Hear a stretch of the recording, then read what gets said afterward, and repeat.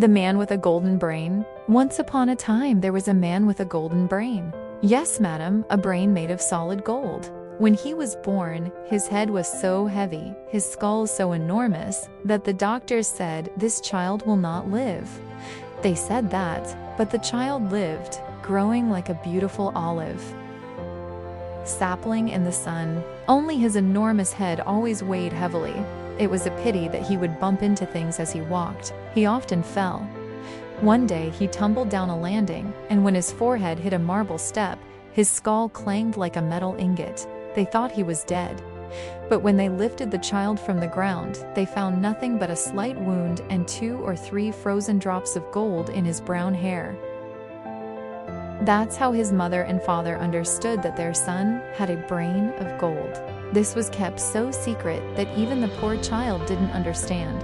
From time to time he would ask why he wasn't allowed to play with the neighbors' children in front of the door. His mother would reply to him, "Then they'll steal you, my diamond." The child was very afraid of being stolen. Without saying a word, he would go to play alone, tossing and turning from one room to another. But when he turned 18, his parents told him about the extraordinary gift fate had bestowed upon him. In return for raising him until that age, they asked for a little of his gold. The child didn't hesitate at all. Immediately, he tore a walnut-sized gold nugget from his head and proudly threw it at his mother's feet. Then, dazzled by the wealth he carried in his head, he went mad with desires. Overwhelmed by his power, he left his father's house and began to wander from land to land, squandering his treasure. Asterisk, asterisk, asterisk. Looking at the magnificent life he led by spending endless, limitless gold, his brain seemed inexhaustible. But his brain was running out, and as his brain ran out, the light in his eyes faded, and his cheeks became sunken.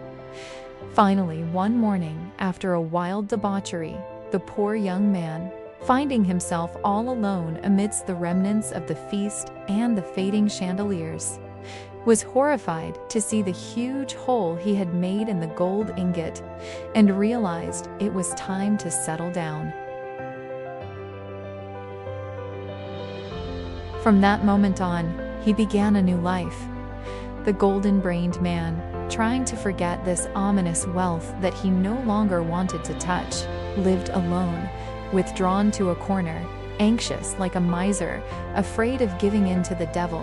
Alas, a friend who had learned his secret did not leave him alone even in his corner of solitude.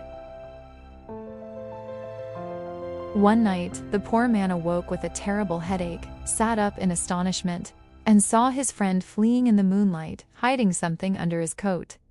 So, another piece of his brain had been stolen? Sometime after that, the golden-brained man fell in love, and this time he was completely ruined. He loved a blonde woman with all his heart, and she loved him too. But he loved the finery, the white feathered hats, and those beautiful tasseled boots even more. It was a pleasure to see the gold melt away in the hands of this tiny, half-baby, half-bird woman.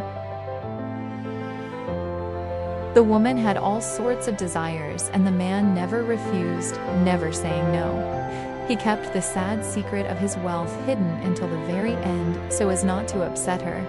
When the woman asked him, "We are very rich, aren't we?" the poor man would reply, "Of course we are very rich." Then he would smile lovingly at this tiny little bird of fortune that innocently gnawed at his head. But sometimes he would be afraid, wanting to be stingy. But just then the woman would approach him and say, "My dear husband, since you are so rich, why don't you buy me something expensive?" And the man would buy her expensive things. This went on for 2 years. And finally, one morning, the poor woman died like a bird for no known reason. The treasury was also running dry. The poor man, with whatever was left, arranged a very beautiful funeral for his beloved wife. Bells rang, the hearse was draped in black, horses were decorated, and silver ornaments, like tears, were hung on black velvet.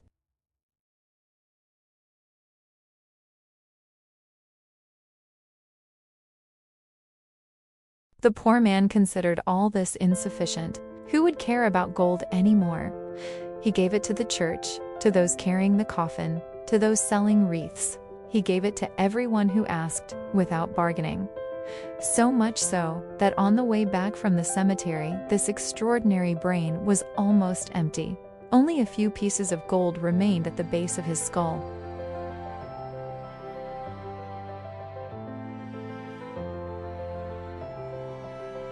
When evening came and the shop windows lit up, he stood in front of a display case where bolts of fabric and all sorts of ornaments shimmered brightly in the light. He gazed admiringly at a pair of women's shoes made of blue satin with swan feathers on the edges. He smiled to himself, thinking, "My wife would like these." Forgetting that his wife was dead, he rushed into the shop to buy footwear. The saleswoman, standing at the back of her shop, the shopkeeper, while at the back of her shop, heard a terrifying scream and rushed out. What did she see? A man standing, leaning against the counter, writhing in pain, staring at her with a foolish expression. With one hand, he clutched the blue shoes with swan-like feathers, and with the other, his blood-stained hand. He held out a few gold coins clinging to his fingernails. "This, madam, is the tale of the man with the golden brain."